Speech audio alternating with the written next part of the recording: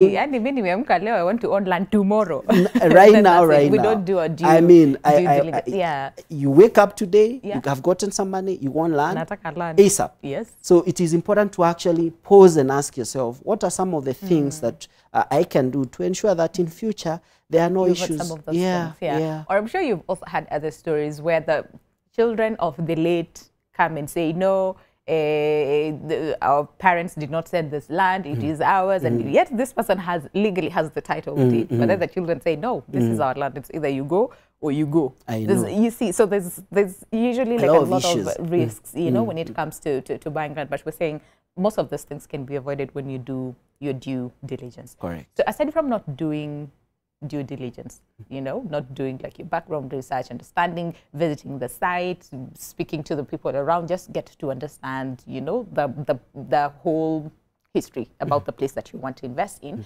What are some of the challenges or mistakes that most Kenyans do when it comes to, you know, ownership? We talked about how we want people to own, people want to own land fast or property and not doing their due diligence. But what are some of these other things that people do that you look at and you're like, clearly there's a problem? I get what you're saying. Yeah. And I think first and foremost, I usually call them red flags. Okay. They are usually everywhere.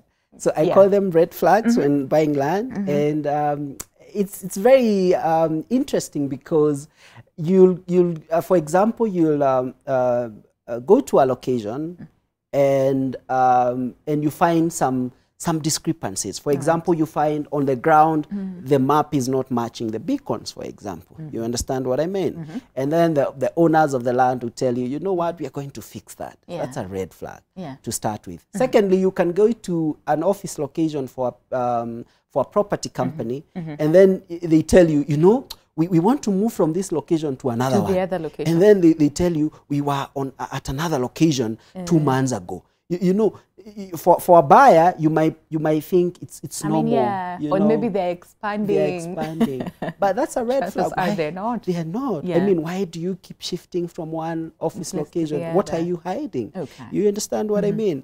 And then once you go to the office, it's very easy for you to pick up different things when you're buying land, when you're actually walking into our office.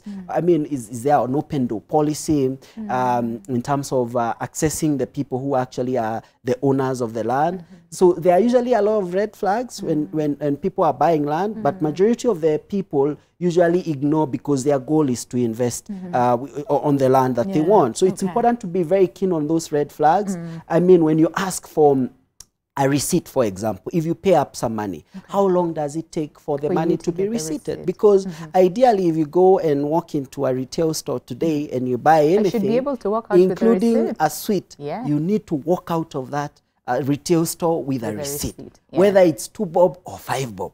So why should you send money to a company or to an individual and they don't acknowledge the money that you've sent? And it's your hard-earned money, Winnie. So it's important to look out for those red flags because they, at the end of the day, once things go bad and they go wrong, you say, and I knew it. You know I felt it. I felt there was something wrong. There was something wrong. You know? Have that. Okay, all right. And of course, we've also had people who have bought land through schemes, right? This big company says we buy land in bulk and then we subdivide them, you know, into quarters or whatever, and then they sell to people. And then years later, I'm sure there's a scandal that, you know, was on TV and you saw it. So the people would say, but we're going through the right channels, but still something just comes up and we're like, where is our money? Why is this happening? And yet we followed all the due process.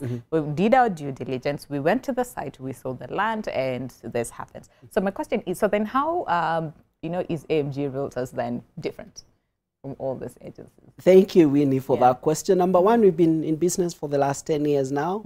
And in our business for the last 10 years, as I'd mentioned, we sell what we own. We actually spend much of our time buying land and selling. So we are able to spend actually time on the ground, look out for all the red flags that I mentioned, so that when we bring you anything, you are sure and you have a guarantee that we own it, number one. We've already done the whole process in terms of subdivision, from the maps, from the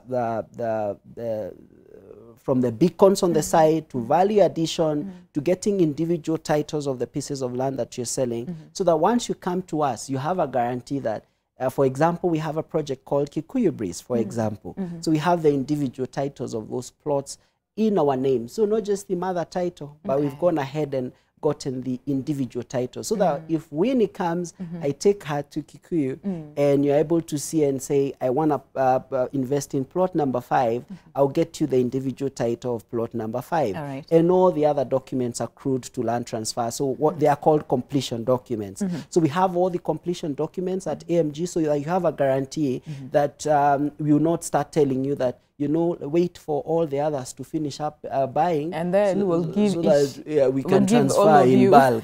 we don't do that as AMG. Once you finish up your payments, we transfer to your name immediately, and we have a guarantee of 60 days as AMG, so that once you're done with your payment, within 60 days, you get your title deed or your money back. Additionally to that, for a long time, our prices, since our inception, our prices are inclusive of the transfer charges. And for the people who are in the diaspora, because I know there are people who are watching in the diaspora, there's something for you as AMG, and I'll be telling you what we are doing for the diaspora people. Yes. And we usually have stories, especially people in the diaspora who want to invest back